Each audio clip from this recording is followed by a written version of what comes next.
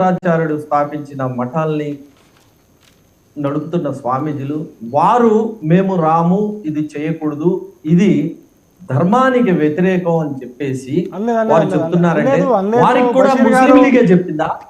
ముస్లిం league వాళ్ళే చెప్పారా? ఎళ్ళబాకండి బషీర్ గారు, ధర్మానికి వ్యతిరేకం అనలేదు, ధర్మానికి వ్యతిరేకం అనలేదు, ప్రాణ ప్రతిష్ఠ తేదీ గురించి మాట్లాడారే కానీ ధర్మానికి వ్యతిరేకం అనలేదు, గుడికి వ్యతిరేకం అనలేదు. ఏ శంకరాచార్యులు వారు కూడా అనలేదు. నలుగురు శంకరాచార్యులు ఏ శంకరాచార్యులు కూడా ధర్మానికి వ్యతిరేకం అనే మాట వాడలేదు. మీరు ఆ మాట అనకండి, మీరు ఆ మాట తెలుసుకోండి, ముందు తెలుసుకోండి. మీరు తెలుసుకొని మాట్లాడాలండి. తెలియకుండా మాట్లాడతారని నాకు అర్థం కాదు. ఊరికే మాట్లాడేస్తారు, గొడవ తెలియదు కాబట్టి మీకేం తెలుసు తెలియజెప్తున్నా. మీకేం తెలుసు మాట్లాడటం మీ పద్ధతి కాదు. మీకు మీరు చెప్తున్నది వినండి. మీరు ముందు అది ఉపసంహరించుకొని చెప్పండి. నేపథ్య సంగీతం, బ్యాక్గ్రౌండ్ మ్యూజిక్ వద్దు. మీరు మాట్లాడిందే రాంగ్ గా మాట్లాడారు. మీరు మాట్లాడింది కరెక్ట్ చేసుకోండి అంటున్నా. మీరు కరెక్ట్ చేసుకుంటే మంచిది, ప్రేక్షకులు వింటున్నారు, మీరు కరెక్ట్ చేసుకుంటే మంచిది, లేకపోతే మీ కర్మ. నేనేం చేస్తా? కాంగ్రెస్ పార్టీని స్థాపించింది క్రిస్టియన్, అందులో సభ్యులుగా ఉన్నది భారతీయులు. అంతే తప్పనిచ్చి మీరు వక్ర భాష్యం చెప్తున్నట్టుగా హిందువులు ఉన్నారు, హిందువుల డబ్బులతో స్థాపించబడింది అనేది అసలు మీకు చరిత్రే తెలియని, చరిత్రే లేని పార్టీ కాబట్టి మీకు ఏం తెలియదు. మీకు హిందువులు కాబట్టి అది రాంగ్. కాంగ్రెస్ పార్టీని స్థాపించింది ఒక క్రిస్టియన్, అందులో నాడు భారతీయులందరూ ఉన్నారు. ముస్లిం లీగ్ పార్టీ అనేది, ఇండియన్ ముస్లిం లీగ్ పార్టీ అనేది 1906లో వచ్చింది. 1906 దాకా అందరూ కూడా భారతీయులందరూ కూడా కాంగ్రెస్ పార్టీలో ఉన్నారు కాబట్టి అది తీసేసేయండి. ఇక్కడ ఈ రోజు జరుగుతున్న, రేపు 22వ తారీఖున జరుగుతున్న మర్యాద పురుషోత్తమ రాముడి గుడికి సంబంధించిన ప్రాణ ప్రతిష్ఠ ఈ ధర్మానికి తగినట్టుగా ఉందా లేదా, ఆగమన శాస్త్రాలకు సంబంధించి ఆ శాస్త్రాల ప్రకారం ఉందా లేదా అనేదే ఇక్కడ చర్చ. వీరు ఆగమ శాస్త్రాలకు వ్యతిరేకంగా, ఆర్ష ధర్మానికి లేదా హిందూ ధర్మానికి వ్యతిరేకంగా మేము ప్రాణ ప్రతిష్ఠ చేస్తామని చెప్పి రాజకీయ లబ్ధి కోసం వీరు చేస్తున్నారు. కాబట్టి ఈరోజు దేశవ్యాప్తంగా ఉన్న శంకరాచార్యులు వారు కానివ్వండి, లేదా వివిధ ఆచార్యులు, పండితులు అందరూ కూడా దీన్ని వ్యతిరేకిస్తుంది. దేన్ని? మీరు పెట్టిన ముహూర్తాన్ని వ్యతిరేకిస్తున్నారు. మీరు చేస్తున్న బీజేపీ, ఆర్ఎస్ఎస్ చేస్తున్న పద్ధతిని వ్యతిరేకిస్తున్నారు. 30% మాత్రమే గుడి పూర్తి అవుతే 70% పూర్తి అవ్వాల్సింది ఉంటే మీరు ఈరోజు ఏ విధంగా మీరు పునర్వాసు నక్షత్రంలో మీరు ప్రాణ ప్రతిష్ఠ చేస్తారని చెప్పేసి ప్రశ్నిస్తున్నాం. బషీర్ గారు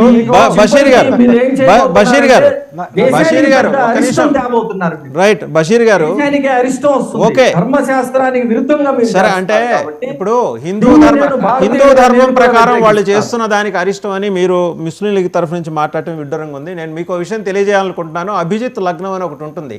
ఎన్ని రకాల దోషాలనైనా పరిహరించే అభిజిత్ లగ్నంలో రాముల వారి వివాహం కూడా జరిగింది. అలాగే ఇక్కడ ప్రతిష్టాపన కార్యక్రమం కూడా జరుగుతుంది. రెండోది మీరు చెప్పారు శంకరాచార్యుల నుంచి అభ్యంతరాలు. అక్కడ ప్రోటోకాల్ ఇష్యూస్ ఉంటాయి. నలుగురు శంకరాచార్యులు దే ఆర్ ఈక్వల్. ఒకళ్ళని కింద కూర్చోబెట్టి ఒకళ్ళని పైకి తీసుకెళ్ళటం ఇలాంటి ఇష్యూస్ ఉంటాయి. మేము నిదానంగా హాజరవుతామని చెప్పేసి వాళ్ళు కమ్యూనికేషన్లో చెప్పారు. మూడోది పూరి శంకరాచార్య ఇంటర్వ్యూని కమ్యూనిస్ట్ పార్టీలు మీ ప్రోద్బలంతో, మళ్ళీ చెప్తున్నా, మీ ప్రోద్బలంతో వక్రీకరించి పెట్టాయి. ఆయన పూర్తి ఇంటర్వ్యూ మళ్ళీ మీరు ఇది అయిపోయేదో శాంతం చూడండి. సగం శాస్త్రం ప్రకారం ఉంది, దాంట్లో సగం రాజకీయం ఉంది. మాకు ఆహ్వానం అందింది, ఖచ్చితంగా మేము అటెండ్ అవుతున్నాం. మోదీ హిందుత్వ అదే సెక్యులర్ అనే మాట నేను వాడలేదు, వాడను కూడా అని అన్నారు.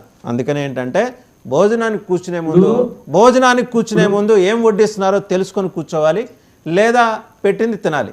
మీరు ఈ రెండూ తెలియదు అనుకుంటా మీకు.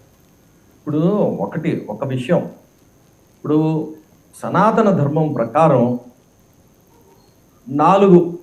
నాలుగు రకాలైనటువంటి కులాలు ఉన్నాయి, లేదా 4 వర్ణాలు ఉన్నాయి. ఏ వర్ణం వాళ్ళు ఏ పని చేయాలనేది స్పష్టంగా ఉంది.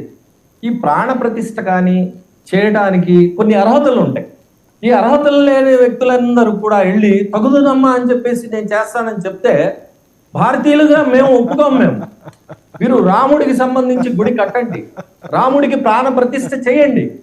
పూర్తిగా రాముడికి సంబంధించిన గుడి పూర్తిగా కట్టిన తర్వాత శాస్త్రబద్ధంగా మీరు చేయండి.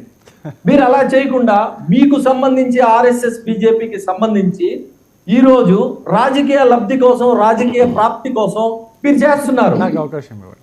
అసలు ఇది ఎంత దుర్మార్గం అంటే, రాముణ్ణి ఒక చిన్న బాలుళ్లాగా వేసి ఈ మోడీ ఒక పెద్ద మేరునగ ధీరలాగా ఈయన చేయి పట్టుకుని వెళ్తున్నాడు. ఇంతకన్నా దుర్మార్గం ఉందా?